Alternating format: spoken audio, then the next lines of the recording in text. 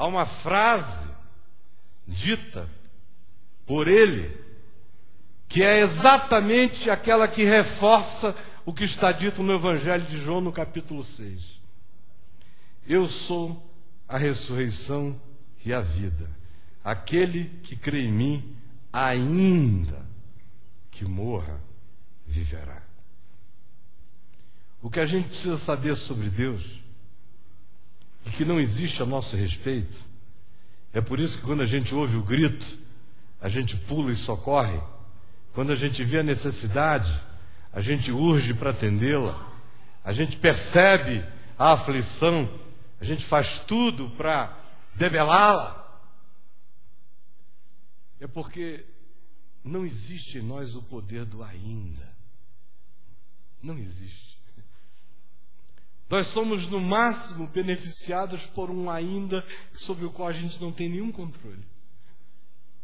Na melhor das hipóteses, você agradece porque ainda não acabou. Mas você não tem nenhum poder sobre os aindas. Você não sabe quando ele começa nem quando ele termina.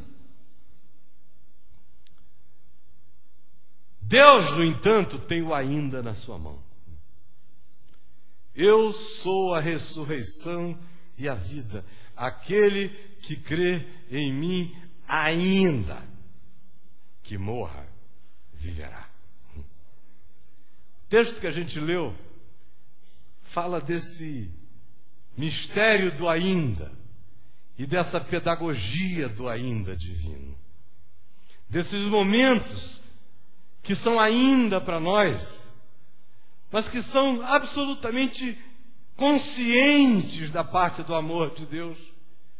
Não há relapsidade, não há distração, não há descaso, não há desamor, não há falta de solidariedade, não existe a falta de desejo de socorrer. Ao contrário, tudo está vivo, forte, sólido como sólido é Deus, rocha eterna. Mas Ele sabe, e muito se alegra de que lá não estivesse,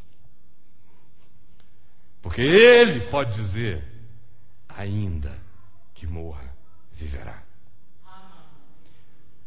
O texto de João 6 diz que eles vão atravessando o mar.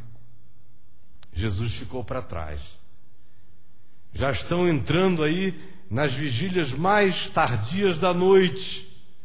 O vento é contrário, sopra forte contra eles.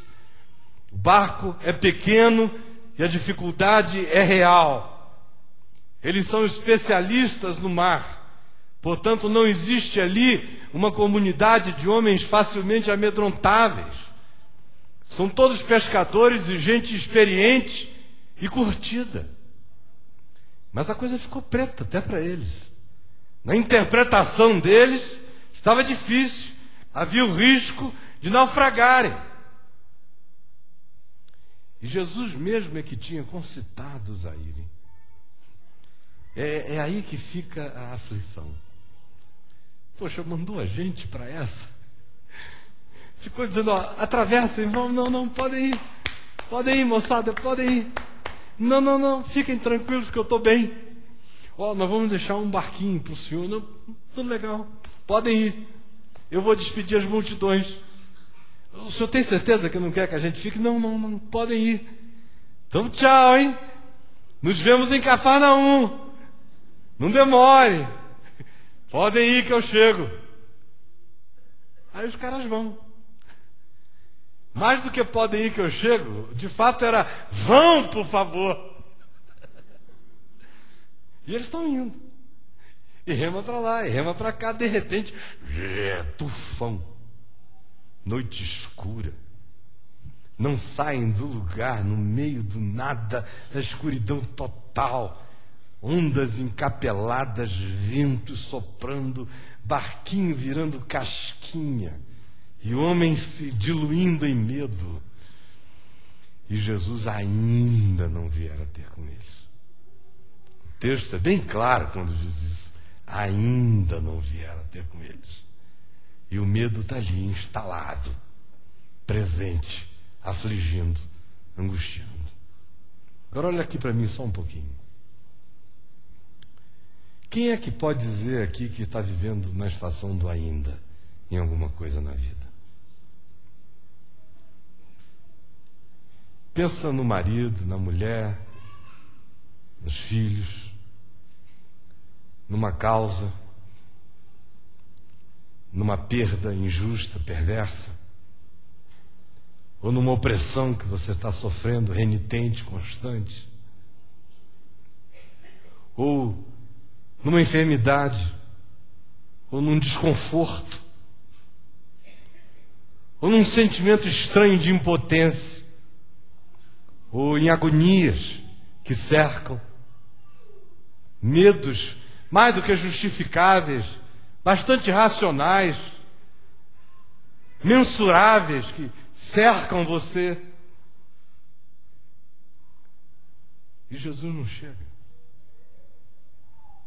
E você clama, e você pede, e você ora, e você começa até a suspeitar de Deus. Começa a ficar com certa raiva.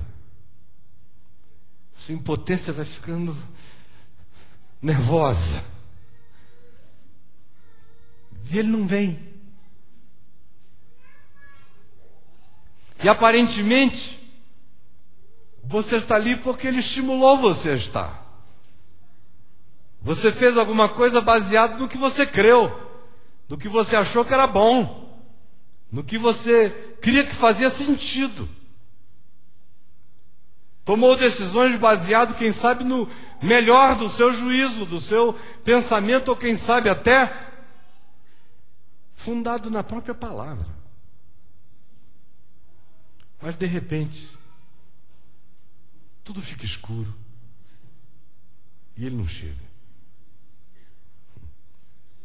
O mais estranho é se a gente ouvisse a voz dele dizendo: e muito me alegro de que lá não esteja. Graças a Deus a gente não ouve isso. Disse: o quê? Seu sádico cósmico. Muito me alegro de que lá não esteja. A cada dia que passa eu dou graças a Deus, e muito mais graças a Deus pela minha ignorância. Por não saber de nada. Por não saber, não só do dia de amanhã. O dia de amanhã é um luxo. Não saber do passo de cá. Nem no de cá. De ter que viver o momento. De ter que crer em Deus no dia chamado hoje. Neste momento chamado agora. Porque vocês já imaginaram? Alguém poderia dizer, e a gente que gosta disso, o sujeito vai ao profeta, querendo ouvir uma palavra sobre o futuro dele. Sinceramente falando, Deus me livre. Deus me livre. Vocês já imaginaram se eu tivesse recebido palavras proféticas minuciosas sobre como seria a minha vida? Eu teria desistido antes de começar. A maravilha que você não sabe. E a maravilha que você vai descobrindo, que quando você anda com Deus não existe nada insuportável. Nada que não seja suportável. Tudo no fim é suportável. Nenhuma tentação é maior do que a provisão, do que o livramento. Nenhuma fraqueza é maior do que a graça. Nenhum abandono é maior do que o socorro e do que a presença. Mas isso você só sabe pela fé.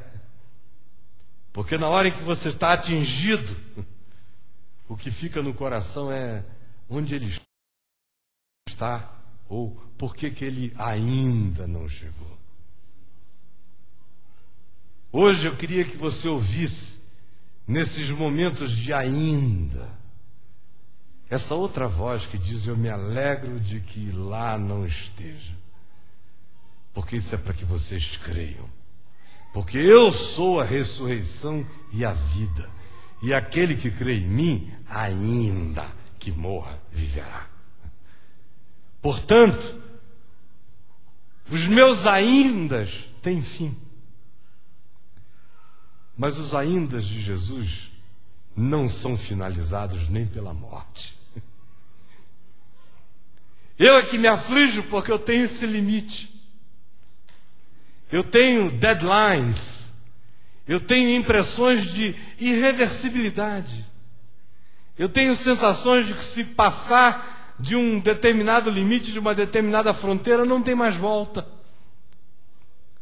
E aí quando eu vejo aquilo andando naquela direção e ainda nada acontece, o desespero se instala. Mas quando eu ouço esse que propositalmente diz: me alegro de que lá não estivesse,